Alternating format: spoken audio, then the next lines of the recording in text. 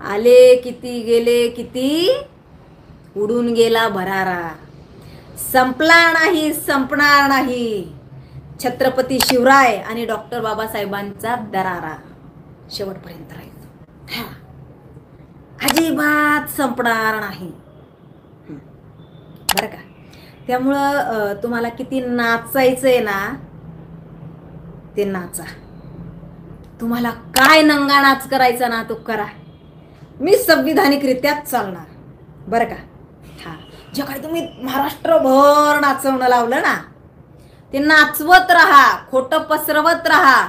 मी वारंवार सांगत असते खोटाचं आयुष्य जे आहे ना ते अल्पावधी असतं.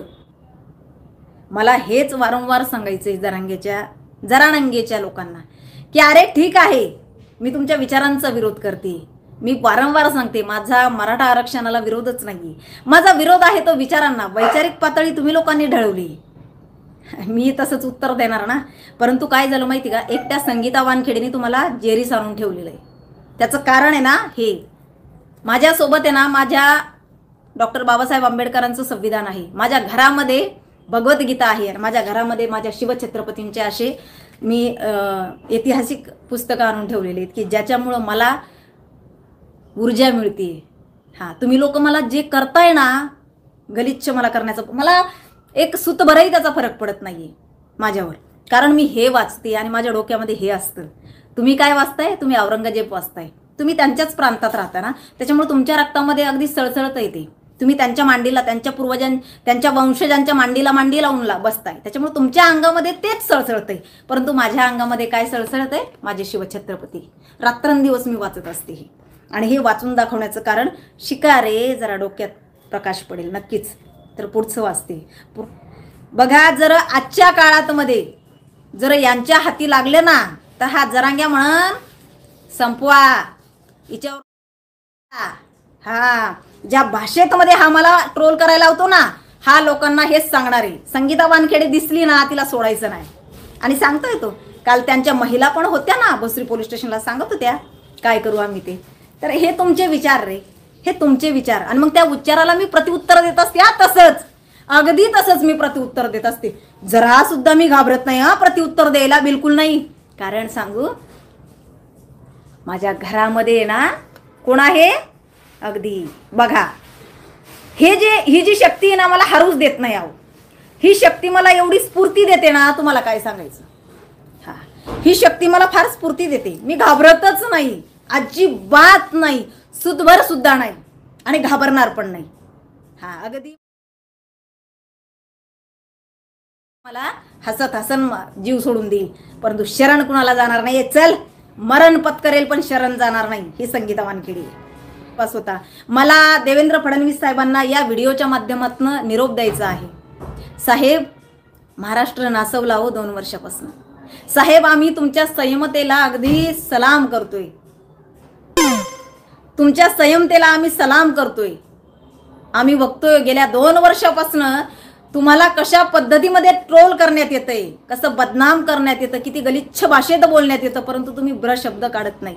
हे आम्हाला कळलंय साहेब की आत्ताची शिवछत्रपतींची त्यावेळची जे काय होती ना प्रजा ती फार वेगळी होती आणि आत्ताचे जे आहे हे खांड फार वेगळे.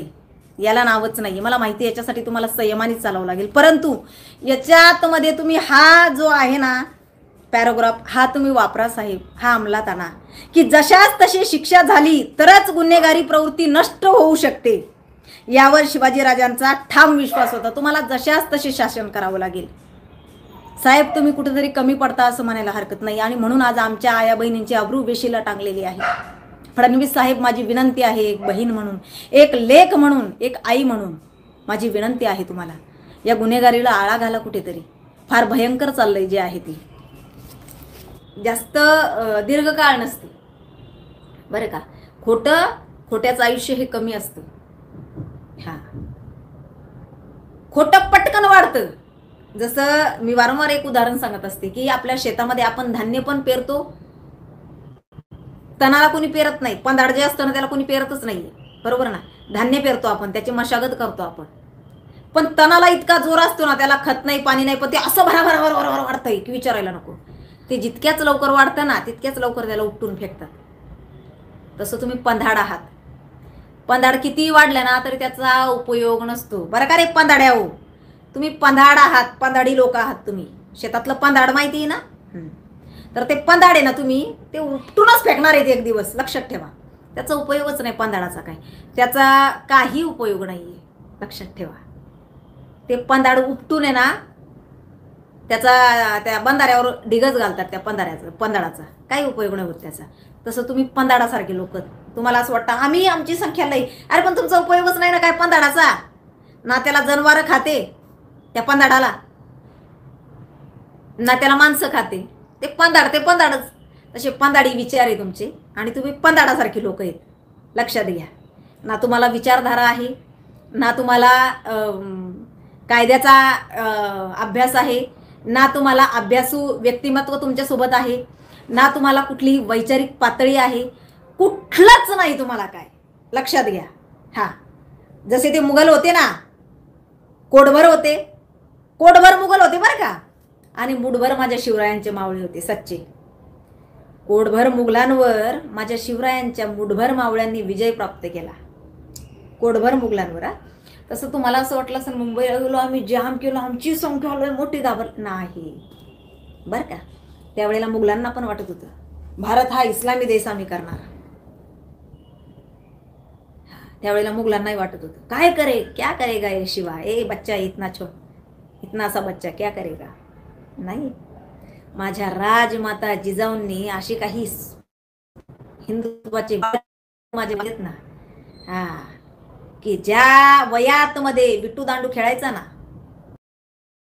खेळायचा त्या वयात मध्ये माझ्या शिवछत्रपतींनी तलवार चालवली, गड किल्ले जिंकले. कारण बाळकडू खेड्यापाड्यातल्या शेवटच्या झोपडीत मध्ये काय चाललंय बरं का.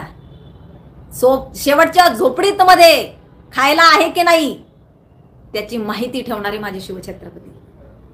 तुमच्यासारखं नाही रे, अजिबात नाही. त्याच्यामुळे तुम्ही छत्रपतींचे मावळे नाही आहात. आणि वारंवार मी एक शब्द बोलेल ना, आज मी वाचूनही दाखवेल बरं का तुम्हाला. 2च मिनिटं फक्त.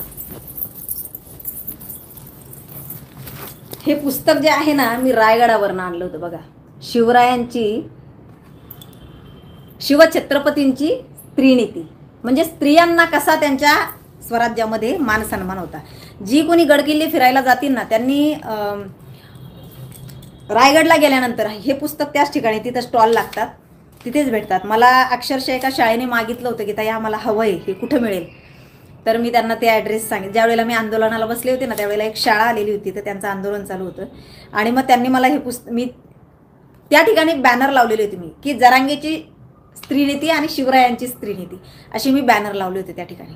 तर त्यावेळेला अक्षरशः शिक्षक होते माझ्या बाजूला आणि त्यांचं आंदोलन चालू होतं शाळेसाठी काहीतरी. तर ते लोक म्हटले ताई हे आम्ही वाचलंय, हे खूप छान आहे शिवरायांची स्त्रीनीती, हे पुस्तक तुम्हाला कुठं भेटलं. आणि मग मी त्यांना सांगितलं की मी तिथे गेले होते आणि त्यावेळेला हे पुस्तक मला भेटलं. तर मी नक्कीच लाईव्हला आले ना की शिवरायांची स्त्रीनीती यातला एक भाग तुम्हाला मी नक्की वाचून दाखवेल मी. आणि महत्त्वाचे मुद्दे सुद्धा तुमच्या पुढे मांडण्याचा प्रयत्न करेल.